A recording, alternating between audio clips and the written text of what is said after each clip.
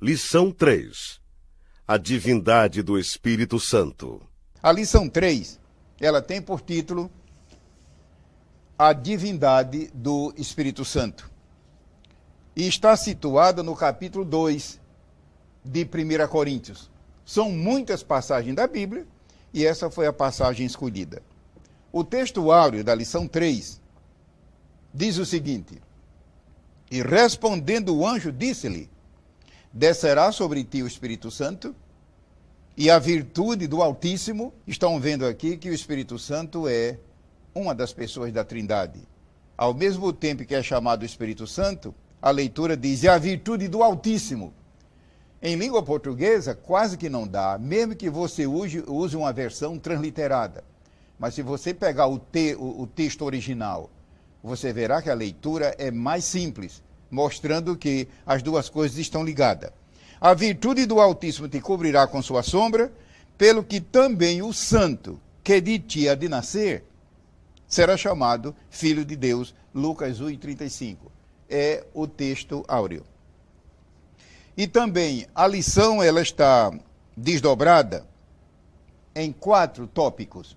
Primeiro, o poder eficaz do Espírito Santo. Isso em 1 Coríntios 2, os versículos 4 e 5.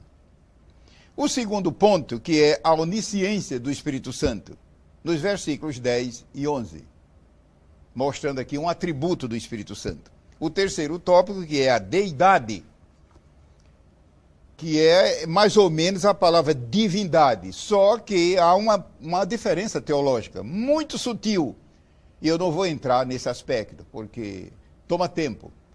Mas, a grosso modo, podemos dizer que deidade é quase o mesmo que divindade. Como se trata de o Espírito Santo, usamos o termo mais forte, a deidade do Espírito Santo.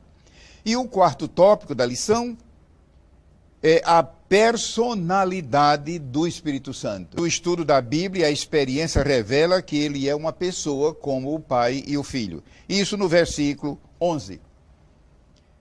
Então, esta leitura bíblica em classe, de 1 Coríntios 2, como o nome está dizendo, 1 Coríntios, ela gira em torno da igreja de Corinto. Corinto foi uma igreja de grande porte. Eu já visitei mais de uma vez Corinto, não apenas como turista, mas pesquisando e levantando e colhendo material, ilustrações, ideias para sermões e estudos. E, de fato, a arqueologia continua trabalhando, e se eles tivessem mais recursos humanos e técnicos e financeiros, descobriu ainda mais coisas que revelam particulares daquele tempo. Vale a pena. Ali existia uma grande igreja, inclusive Deus usou Paulo para escrever 2 livros que são 2 joias preciosas da Bíblia, 1 e 2 Coríntios. A nossa leitura está em 1 Coríntios, capítulo 2. E a igreja de Corinto foi uma igreja altamente espiritual. A própria Bíblia diz, e nenhum dom vos falta. Quando a Bíblia declara uma coisa, nós temos que tirar o chapéu e entender que a Bíblia é final. Era uma igreja de grande profundidade espiritual.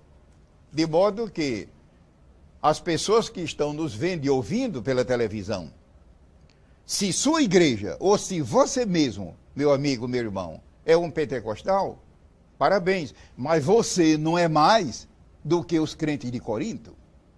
Eles eram cheios de poder, muita graça, o Espírito Santo operava poderosamente entre eles, só que devido eles não levarem muito a sério a doutrina bíblica, eles terminaram tendo problemas.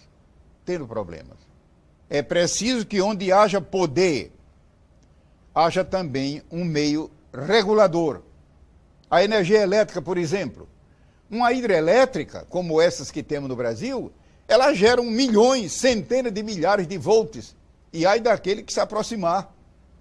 Mas ela é domada, ela é domesticada, através das estações de tratamento, o nome técnico, e chega em sua casa com 110, 220 volts.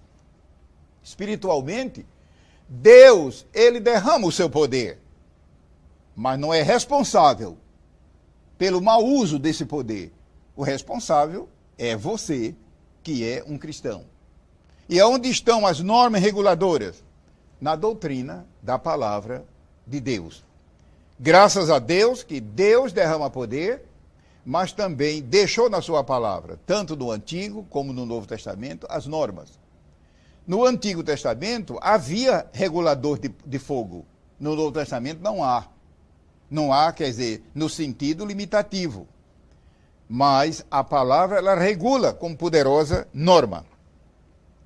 Eu vou concluir essa rápida abordagem da lição 3, que trata da divindade ou deidade do Espírito Santo, enfatizando o seguinte: o Espírito de Deus, ele no Antigo Testamento, nas suas aparições, manifestações, ele sempre é mencionado como o Espírito, mostrando a sua dinâmica. No Novo Testamento, ele é mais mencionado como Espírito Santo, Espírito Santo, Espírito Santo, mostrando que o principal papel dele hoje é não só dinâmica, mas também santificar, santificar, santificar. Lembremos-nos, o Espírito Santo não é apenas uma força, uma influência, um poder. Ele é Deus, ele é onipotente, ele é onisciente, ele é onipresente, ele é onividente, ou seja, ele vê tudo. E ele é também Deus Criador. Outros atributos, o tempo não permite, mas os interessados sabem que nós temos, em primeiro lugar, a Bíblia e também uma riqueza de fontes de consulta. Muito obrigado pela atenção.